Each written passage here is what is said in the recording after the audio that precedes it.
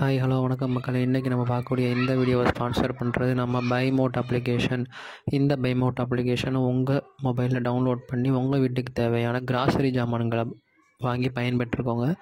அவங்க வீடியோக்குள்ளே போகலாம். இன்றைக்கி நம்ம பார்க்கக்கூடிய டாபிக் நகைச்சுவை நடிகர்.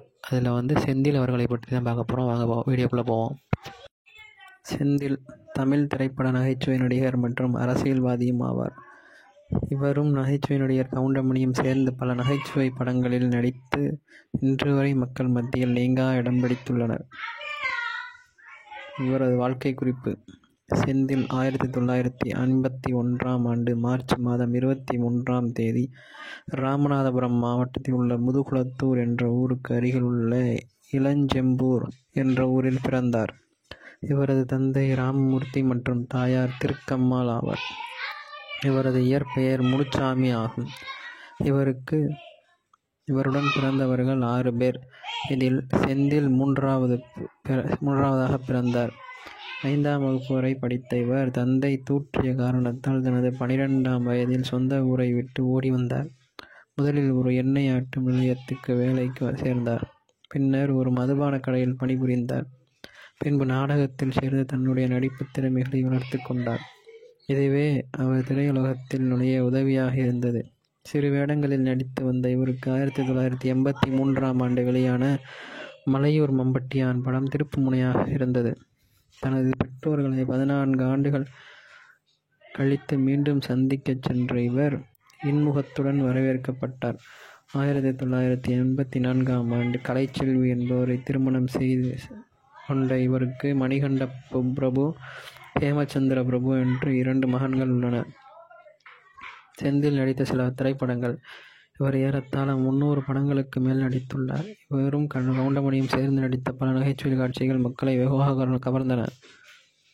ஒரு கோவில் 2 தீபங்கள், ஆடு நனைகின்றன, இன்று போய் நாளை வா, அர்ச்சனை பூக்கள், தூறல் நின்று போச்சு, நிஜங்கள், மஞ்சள் நிலா, சாட்சி, சாட்டை இல்லாத பம்பரம், பகவதிபுரம் ரயில்வே கேட், மலையூர் மம்பட்டியான், மாறுபட்ட கோலங்கள், 24 மணி நேரம் என்று 300க்கும் மேற்பட்ட படங்கள் இவர் நடித்துள்ளார்.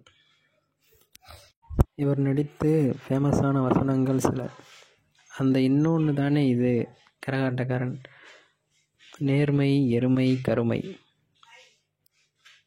பாட்ரி ராசாத்தி, டே அண்ணனுக்கு பொறவேடா, அண்ணனுக்கு நன்றி, அண்ணன் நன்றி உள்ளவர், டே அண்ணே சிகப்புடா, கோவில் கலைப்படத்தில், புலிக்குட்டி தம்பி பூனைக்குட்டி, பூனைக்குட்டி தம்பி புலிக்குட்டி, இது மந்திரிச்சு விட்ட தாயத்தில், இதுதான் சைனைடு குப்பி, சப்பி, டுடே இந்தியன், ஐயையோ அறிவு கொழுந்துனே நீங்கள், கோழி முட்டை மாதிரி இருக்குது, இதில் எப்படின்னே லைட் எரியும், என்னென்ன உடச்சிட்டீங்க, வைதேகி காத்திருந்தாள், ஸ்பேனர் பிடிச்செல்லாம் மெக்கானிக்கல் சொல்கிறேன், சேரன் பாண்டியன், அண்ணே ஆத்தா பள்ளி ஏனே இப்படி இருக்குது, சின்ன கவுண்டர்.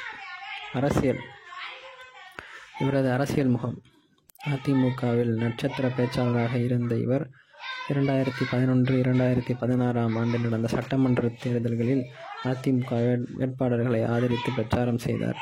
முன்னாள் முதல்வர் ஜெயலலிதா மறைவிற்கு பிறகு அமமுகவில் இணைந்தார். அங்கு அவருக்கு கட்சி அமைப்பு செயலாளர் பொறுப்பு வழங்கப்பட்டது. 2020ஆம் ஆண்டு அதிமுகவில் அப்பொறுப்பில் இருந்து நீக்கப்பட்டார். 11 மார்ச் 2023 அன்று தமிழக பாரத ஜனதா கட்சியில் இணைந்தார்.